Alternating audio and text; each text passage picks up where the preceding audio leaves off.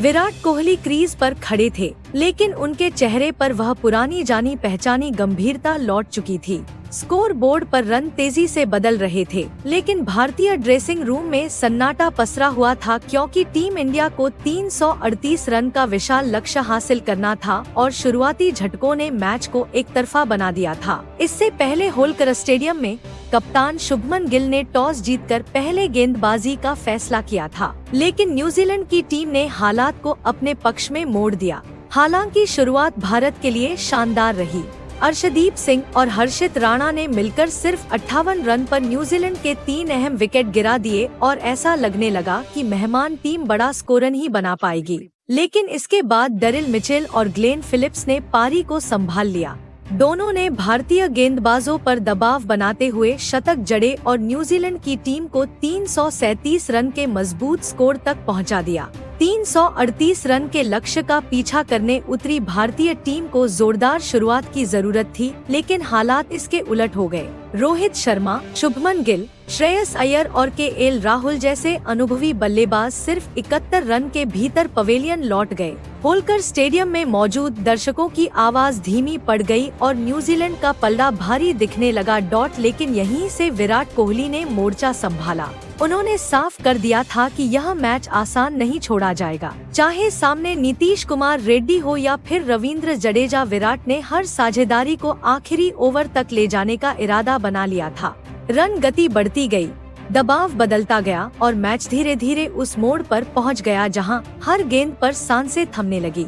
अंतिम ओवर तक खींचे इस मुकाबले में विराट कोहली ने जो कर दिखाया, उसने मैदान में मौजूद हर दर्शक और टीवी के सामने बैठे हर फैन को हैरान कर दिया। भारत और न्यूजीलैंड के बीच तीसरे वनडे मैच का यह रोमांच अब यादगार बन चुका है। इस वीडियो में हम आपको पूरे मैच के हाइलाइट्स के साथ साथ आखिरी ओवर का पूरा रोमांच दिखाने वाले हैं, इसलिए अंत तक हमारे साथ बने रहिएगा।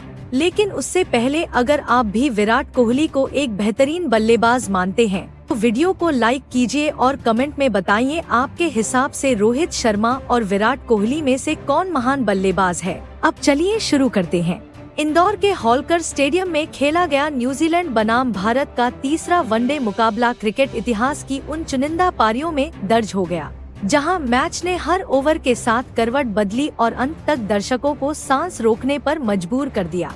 यह मुकाबला सिर्फ रन और विकेट की कहानी नहीं था, बल्कि धैर्य, वापसी और दबाव में प्रदर्शन की एक जबरदस्त मिसाल बनकर सामने आया। मैच की शुरुआत भारत के पक्ष में हुई जब भारतीय कप्तान ने टॉस जीतकर पहले गेंदबाजी करने का साहसिक फैसला लिया। होलकर स्टेडियम की सपाट और बल्लेबाजों के लिए मददगार मानी जाने वाली पिच पर यह निर्णय जोखिम भरा जरूर था, लेकिन भारतीय तेज गेंदबाजों ने शुरुआती ओवरों में जिस तरह का आक्रमण दिखाया उसने इस मैच को बिल्कुल सही साबित कर दिया। दरअसल न्यूजीलैंड की पारी की शुरुआत बेहद निराशजनक रही। पहले ही ओवर की चौथी गेंद पर अर्शदीप सिंह ने हेनरी निकोल्स को बिना खाता खोले क्लीन बोल्ड कर दिया। सीधी गेंद स्टंप से टकराई और केवी खेमे में सन्नाटा पसर गया। स्कोर महज 5 रन पर 1 विकेट और भारतीय खिलाड़ियों के हौसले 7वें आसमान पर थे।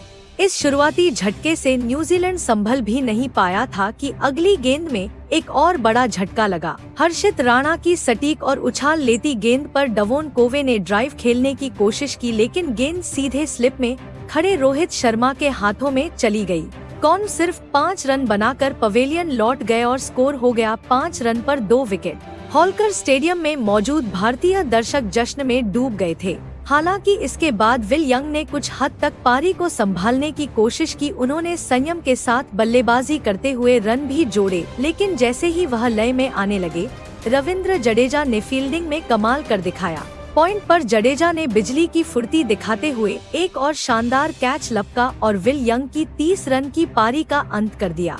स्कोर हो चुका था 58 रन पर 3 विकेट और ऐसा लग रहा था कि न्यूजीलैंड की पारी ज्यादा दूर तक नहीं जाएगी।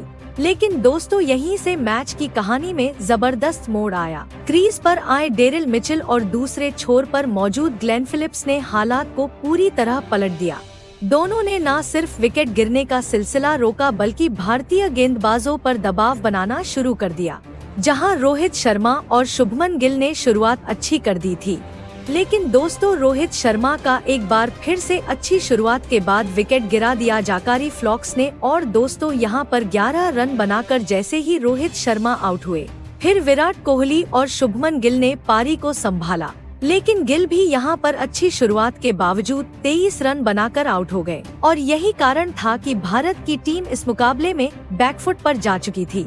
45 रन के स्कोर पर 2 बड़े झटके भारत को जैसे ही लगे, फिर मैदान पर उतरे श्रेयस अय्यर, जहां विराट कोहली और श्रेयस अय्यर के ऊपर जिम्मेदारी थी। लेकिन दोस्तों अय्यर भी 3 रन बनाकर आउट हुए और अय्यर का विकेट गिर जाने के बाद केएल राहुल का भी विकेट 1 रन पर गिरा, जिस वजह से भारत की टीम लगातार अपने विकेट खोती रही और एक छोर से बस विराट कोहली नाम का तूफान मैदान पर टिका रहा। बाकी कोई भी भारत के बल्लेबाजी में आगे साथ दे नहीं पाया, जिस वजह से भारत की टीम इस मुकाबले में बैकफुट पर चली गई और इस मुकाबले में न्यूजीलैंड की टीम